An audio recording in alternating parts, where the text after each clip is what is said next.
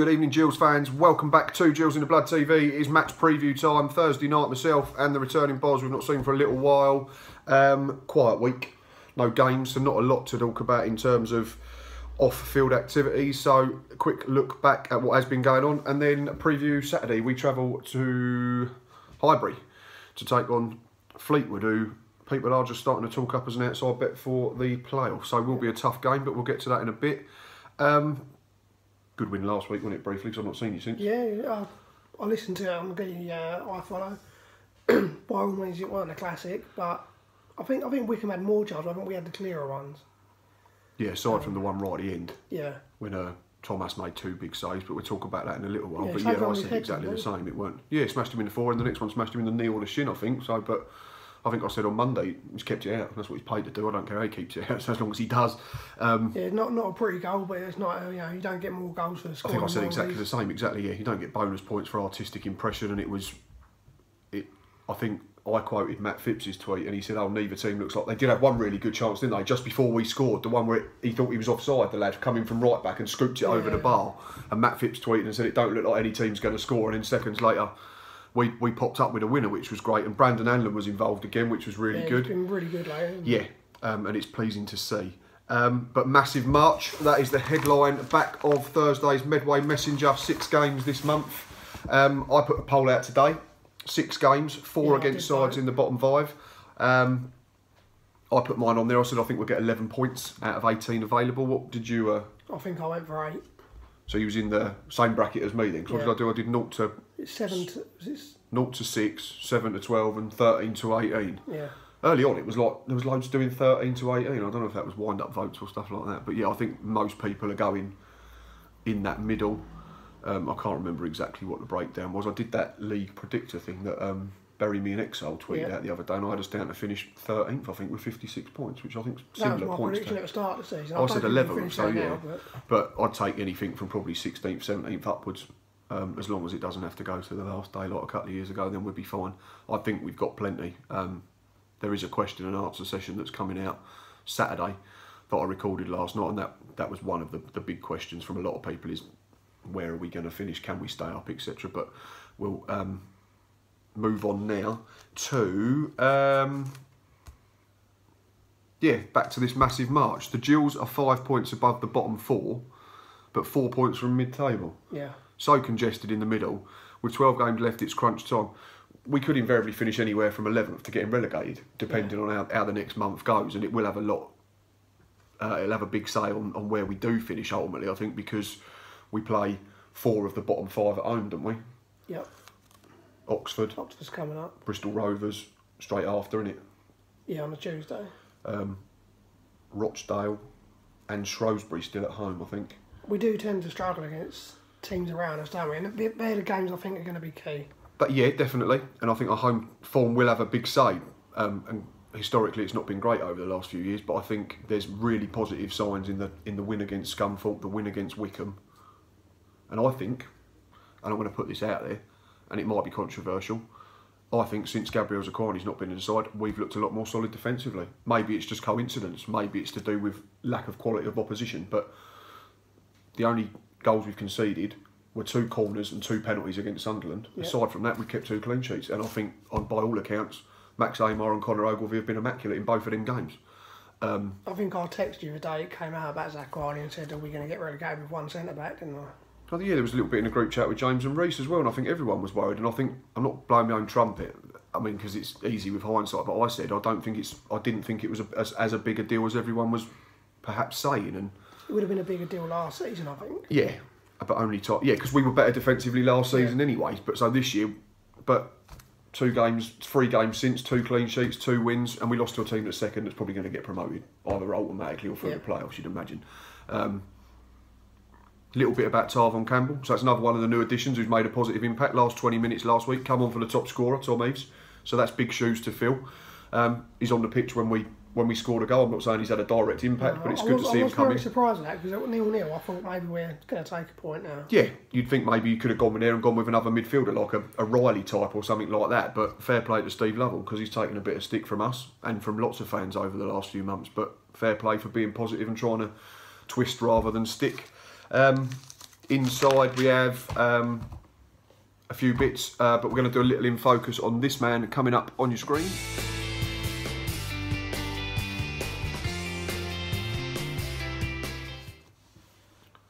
Tomas Holy, subject of a couple of questions in the Q&A as well. Is he getting back to somewhere near his best? I think there's small signs in what I've seen of the Wycombe highlights, the Sunderland game we watched on iFollow, Scunthorpe at home. He made saves when he had to. He was tidy. His kicking still sometimes can be a bit erratic, but he likes to get us. He likes to get us playing, which I like. His distribution's generally pretty swift as a keeper, so he's not holding on to it and letting teams set up defensively again. You just mentioned the big double save last week against Wycombe immediately after we'd scored. It's unconventional, but he's 6'9", so stuff he is going to do. He's a bit of a confidence player, isn't he? If he's having a good game, he'll pull off worldies. Sometimes he lets misplaced kicks get in his head, doesn't he? Yeah, and he's got better from the first season, but yeah, sometimes he still does. You can't get away from that. But Steve, all the while we're playing well, he's playing well, you know, confidence-wise. Yeah, and then it becomes not a vicious circle, the opposite of a vicious circle. 2 clean sheets in 3 since Zakwani's out. I mean, it's massive, yeah, for everyone, because I'm sure 90% of Gills fans would have gone, oh, we're going to struggle here, but we're doing all right. Steve Lovell said he had a word with him in the week. I wanted him to come for everything and I didn't care if he missed things. If he went and missed, at least we knew he was coming and people could react to it. On Saturday, he was dominant. He was really good with balls into the box. He can do it, there is no doubt, and he has to do it more because it helps our back four if he does. I always judge keepers on the way they command their area. Most can make saves, but it's that aerial bombardment, and I thought he was excellent. We said that, especially early on when he joined, that for such a big bloke, he was almost quite timid in his 6-yard box, and that probably comes with time and adjusting to the game. He would tend to just stand in the 6-yard box and try and punch, wouldn't he? But now, I think he's not had an awful season, has he? I don't think we're sitting here and saying that, but he's not as good as last season. You can say that about a lot of them, though. Yeah, exactly. I don't think. How many would you say that have got better from last season from the existing squad? Probably Tom Eaves and Connor Ogilvie. That's probably it.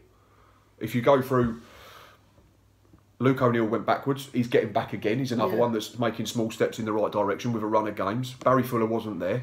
Max Amos probably about the same. I think generally for the last 2 years he's been one of our most consistent players, and he's is it 200 games he's approaching now? He's not far off, is he at all? Mark Burns probably dropped off slightly, but then his standard was very high last season. Callum Riley's not been half the player that we had on loan, but he's had injuries. Elliot List, you'd probably say, is another one who's pushed on. So that's List, Eaves and Ogilvie. That's 3 out of a squad. You can make a case for Darren Oldacre. Eaves, at the moment, he's not in his best bit of form, is he? No, and that was another question I did on the thing that was recorded on Wednesday, and someone said he's got 2 in his last 14, and I looked, it's 4 in 14, which ain't a disaster, but considering up till sort of November, December, he was flying. He was going probably a goal a game pretty much. You know, at the moment, we're winning games, and if he's not playing well, we're winning games, that's a good thing. Yeah, of course, yeah. And then if he does pick up again, we'll be absolutely fine this season, won't we?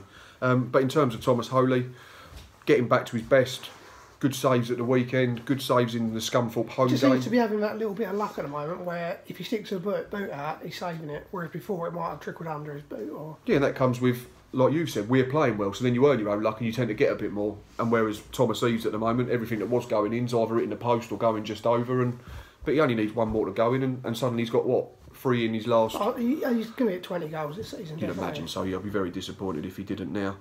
Mark Byrne talks in the Shouting Men column, speaks about Ricky Holmes, who should be fit for Oxford, hopefully, or at least Bristol Rovers on the Tuesday. Ricky Holmes is one of those. He's a great player I know well, and once we get him back fit, he's going to be making a massive difference. The fans will really like him. He gets people on the edge of their seat, and he's someone who will get us up the pitch, a bit like when we had Sean Clare, and we have missed that. I think he's spot on. I think, no disrespect to Sean Clare, who's at the other end of his career, Ricky Holmes is a better player with more proven ability. And we know that he can do it in League One, yeah. Because he's done it to us enough times, so it'd be nice for him to do it for us against other players. And then he speaks, Mark Byrne, about this Chelsea incident Sunday in the Coca-Cola Cup final. Blimey, I've just gone back about 25 years. Carabao Cup final, Kepa Azarabalaga and Maurizio Sarri. What was... I can only imagine if someone like Tony Pulis was our gaffer and Vince Bartram tried to do that, he'd rip his neck off. It doesn't matter if you're Messi or Mark Byrne, you know, if your number comes up, you go. You walk off, yeah, regardless of whether you think you're still fit to It play. doesn't set a good example for the fans as well, because there's kids watching that who are going to grow up. Who think they can do that's right, yeah. Yeah. And the other thing for me is, where's the senior players? Where's Azpilicueta, the captain? Where's David Luiz? Where's Kante falls into that? Where's Hazard? Senior pros, and they're just letting it happen. And then to compound it, he went and let one right under his arm. I mean, I've never seen a keeper get nutmegged for his armpit. But a really weird one, and unfortunately overshadowed. I understand wanting to stay on, but to turn around and go, actually, no, you don't go against what your manager says under any circumstances. It doesn't do anything for his relationship with Caballero either, does it? Well, no, because it's disrespectful to him. It's disrespectful to the manager. It's disrespectful to the club. In Caballero's defence, he's got a good record with penalty saves. I think it was the last time was it last year they beat Liverpool in the final? And he saved penalties in the shootout. Man City just won it for the second year, haven't they? Yeah, they retained it. It was either last year or another time when they've won it, and Caballero saved penalties for City, didn't he? Sorry, I was getting a bit confused. Of course, he was at City and now he's at Chelsea. But yeah, and then he played last night and kept a clean sheet against Tottenham, and we'll see where it goes in terms of Sarri and Kepa. It's funny for the neutral, but imagine being a Chelsea supporter and seeing that. Yeah, because they played really well, considering they got bashed 6-0 a couple of weeks ago by them. They were really good in the cup final. Sorry, we've gone off on a bit of a tangent here. We're just talking about the Carabao Cup final. But yeah, a really odd incident that I've never seen the like of before. Anyway, enough rabbiting on about Chelsea. A little bit of news in brief quickly.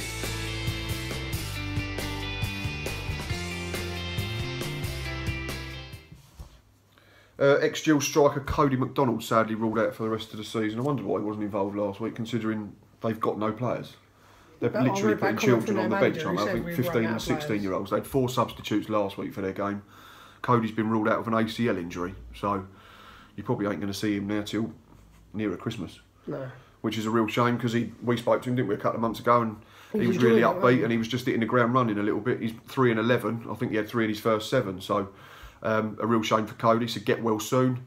In terms of, again, players at the other end of their career, Ryan Huckle doing well at Faversham, which is great to see, and he says he's enjoying the physical side of the game at that level, playing in front of crowds of about 300, which is big compared to what he does if he plays in development games for the Gills, and he's in familiar company. Ben Chapman's there, Danny Deveen's there. Well, Danny Deveen at Sittingbourne originally, so he's now gone there. Yeah, I think he got recalled. And then we've got ex-players there, Ashley Miller, Michael Frater, Danny Walder, who were all Gills youngsters. And this week, ironically, he comes up against one of his good mates, which is Roman Campbell, because Faversham faced Sittingbourne. Yeah, Sittingbourne a bit of form as well. Is Henry Wood still at Sittingbourne as well? He scored, I don't know, Saturday or midweek, but he scored recently. So there's 2 there, and there's 3 on loan at Faversham, so that'd be a home from home kind of fixture if anyone does go and watch it, if they take it in local football. Not a lot else to report Gills related. Right, let's move on to Saturday's game as we travel to take on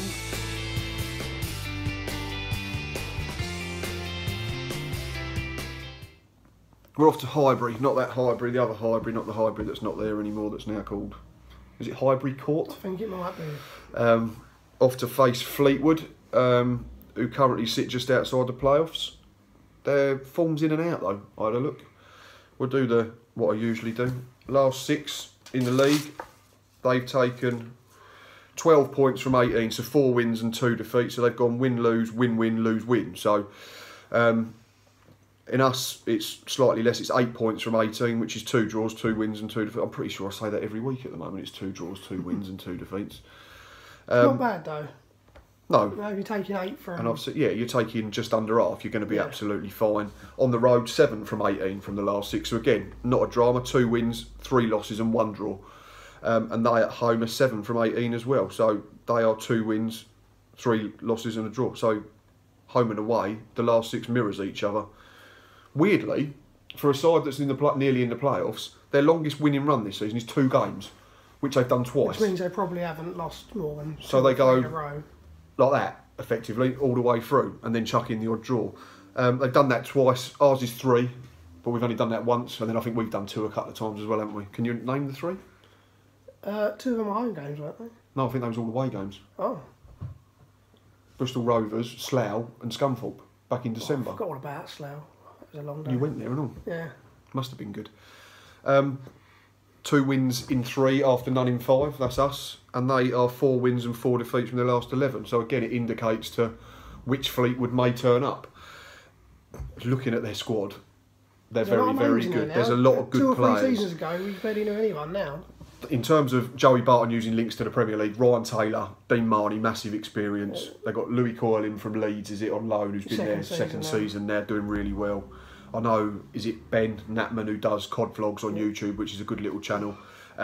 He rates him really highly. He rates Alex Cairns, their keeper, as one of the best in the league. Yeah. And he's done really well since... Who was the keeper that left? Chris Maxwell went to Preston, and he's stepped up since then and been really, really impressive for 2 or 3 seasons. And to be fair, Maxwell's doing well in the Championship. In terms of strikers... Paddy Madden always stands They've got Wes Burns, who's got 7 in all competitions. Ashley Hunter, who plays from the side more than central's got 7 in all competitions, and I think he's got about 8 million assists. Ched Evans has only got 13. Only, that's not bad, is it? Paddy Madden's got 18. So it's 4 strikers. They've got 45 between them. There's a young lad who played last week, he's got Ashley Nadeson, I think his name is. He was on loan somewhere this season, but he's just gone back and gone in and started scoring straight away. Did he score the winner last week? Away at Burton, I think they won 1-0, didn't they? Yeah. So, which was a good result, because I think Burton have picked up, and I think they'll be... Burton, though, now probably at the stage where they're not going anywhere, are they? So it's probably thinking about next season with a dozen games to go. So they're going to be a threat. They've got good players. Defensively, I think we can maybe get at them if we're at it. Brandon Hanlon's pace, Graham Burke's trickery, Dean Parrott, if he plays, if he can drive us forward from the middle of the park. In terms of team news for us, no Billy Bingham again. I mean, I've seen the gif that Matt Phipps put on and Ed in his shirt, and it reminded me of Bradley Garbson a couple of seasons ago. Yeah. It's got to be absolutely heartbreaking for the bloke. So he come back, was immaculate against Scunthorpe for an hour, took a knock to his ankle, missed Sunderland, come back, was decent first half against Wycombe by all accounts. He knew as soon as... And it's a tear, isn't it, I think, which is... I think Lovell said up to a month, didn't he? I think he said a month at best.